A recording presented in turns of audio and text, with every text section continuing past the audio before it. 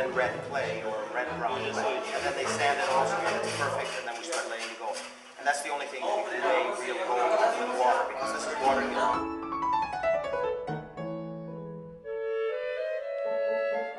We did paneling on the walls, paneling on the ceilings, carving 20 chairs by hand versus carving them with a machine like they would do today. They would make one chair, they would make one leg, and then they would put it in a machine and they would copy them. And that gives you much more of a reproduction look, whereas when you hand carve everything, you get much closer to the real look. The carpet was in here. That was the only thing that was actually in here. So I wanted to do the garland. I picked that up and I put the garland up around the border of the ceiling panel. All of the castings, we had them done in Paris. And we just basically go by what they have because we were on time limitations. Otherwise, we could have actually carved them and cast them ourselves.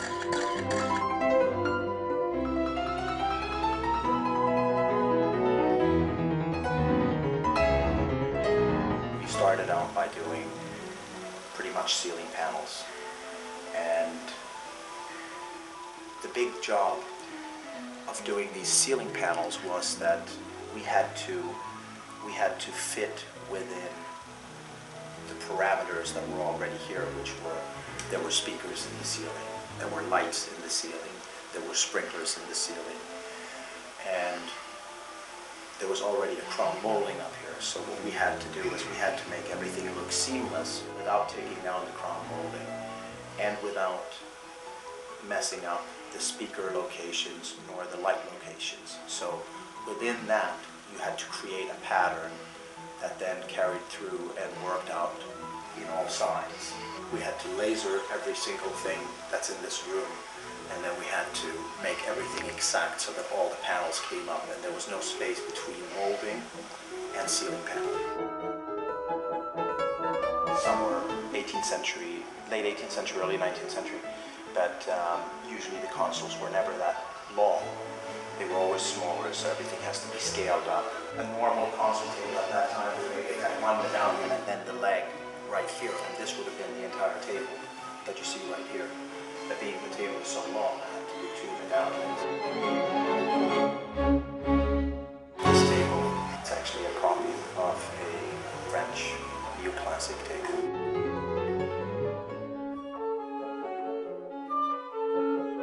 The challenge of doing this room ceiling was a little greater than the other one because same restrictions with speakers, molding, lights, fire sprinklers, all that.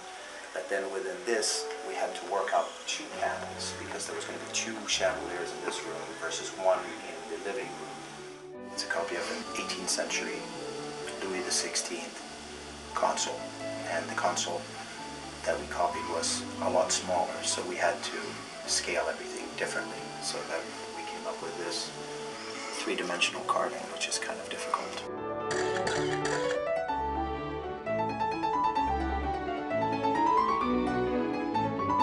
This piece is very, very simple, but it's one of my favorites because it's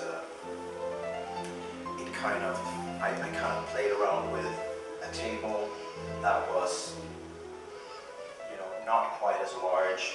Again, most consoles, they would be, even the French consoles, they would be maybe 2/3 of this table. So the problem with making furniture that is this is the scaling.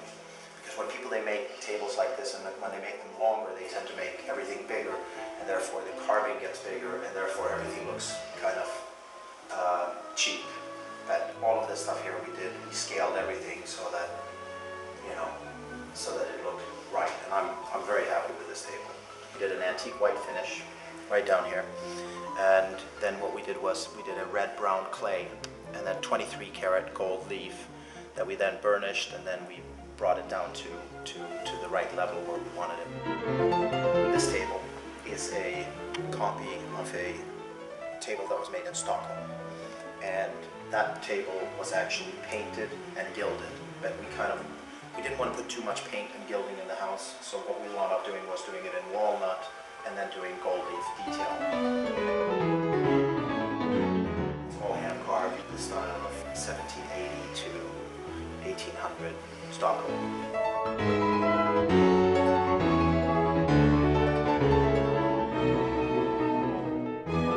done in Empire style, where you see the griffins and the carving, all, you know, the garlands. This is very much Empire.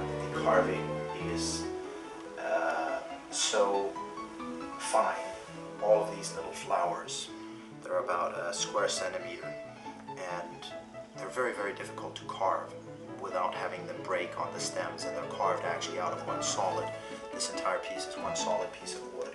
I found the picture in a Sotheby's catalog, and it was an Italian piece that was being sold at Sotheby's in London for £250,000 because of the fact that it's a very, very unusual piece of furniture. It's not your normal relief carving. Everything is basically carved on solid pieces of wood, which makes the process actually a lot more difficult. This was a real challenge to scale and to make into a little bathroom vanity. I started building everything, and this bathroom came out really, really well. It was one of those things where we had to put it together very, very quickly.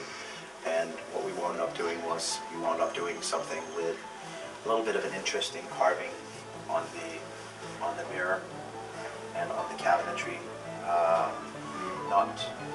This is not something that we stole from a book or from history. It was just something that I made up. A bathroom cabinet with the garlands that are traveling around, and the ribbons on the inside, and all of this carved leaves. All of this is all about this whole cabinet. It's just based on fantasy.